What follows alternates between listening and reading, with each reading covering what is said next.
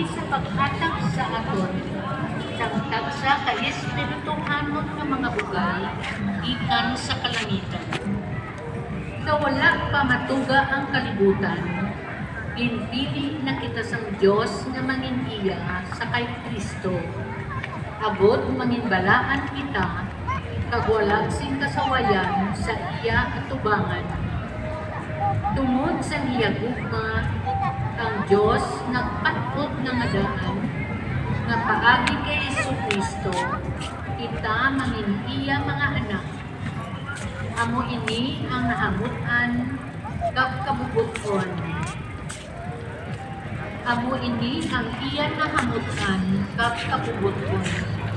Dayawon ta ang Dios tungod sa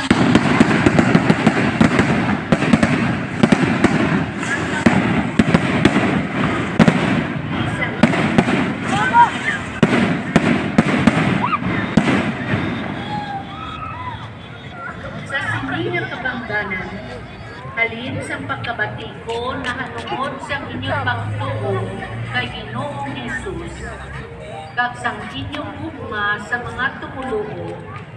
Wala ako magpuntat sa pagpasalamat sa Dios tungod sa inyo. Ginadumdum ko kamo sa akon mga pangamuyo, kag nagapangayo ako sa Dios sang aton Ginoong Jesucristo, ang mahimayaon nga Amay, nga iya ihatag sa inyo ang Espiritu, nga amo ang maghatag sa inyo sing kaalam, kag magpahayag sa inyo sang Dios, abot makilala ninyo siya. Nagapangayo ako nga ang inyong mga huna-huna mabuksan, kag makita ninyo ang iya kapawa, abot inyong mahibaluan kung ano ang paglaom ng iya pagtawag sa inyo, kung daw ano kabugana ang makatilingala nga mga panublion nga iya ginasaad sa iya mga tumulugo. Ang pulong sang Dios.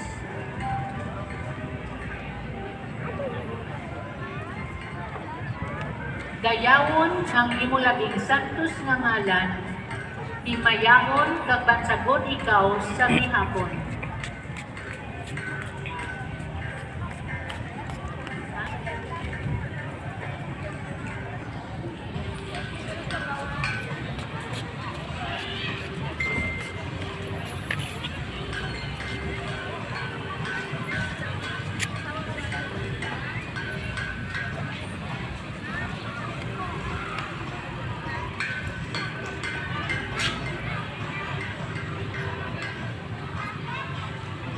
Ang pagbasa gikan sa sulat ni San Pablo nga apostol sa mga taga-Efeso.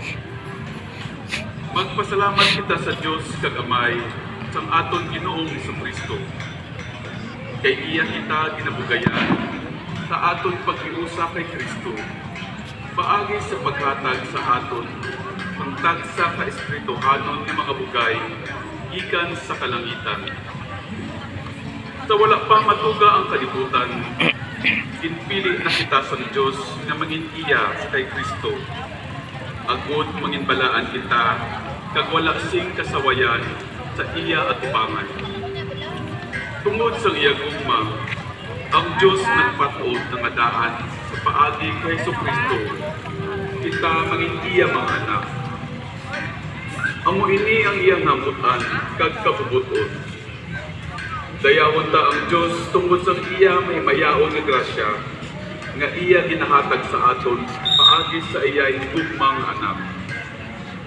Sa sini nga kabangdanan, halin sa pagkabati ko nanungod sa inyong pagtuo kay Ginoong Hesus, kag sa inyong gugma sa mga tumulo.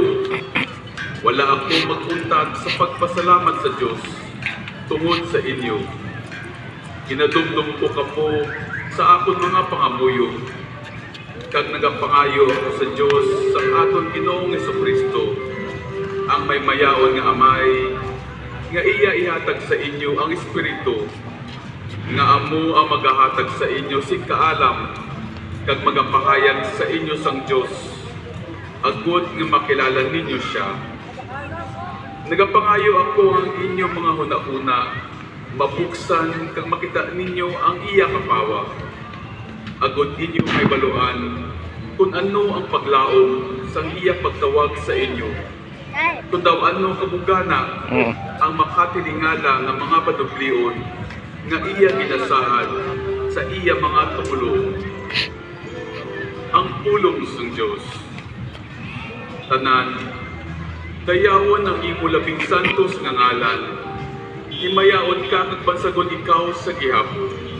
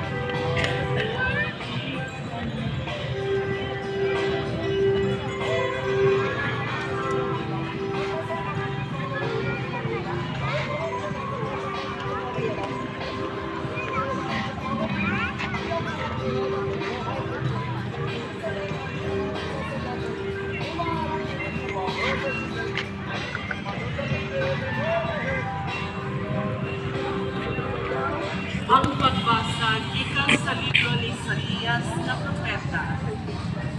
Ang duta sa tribo ni Zabulon.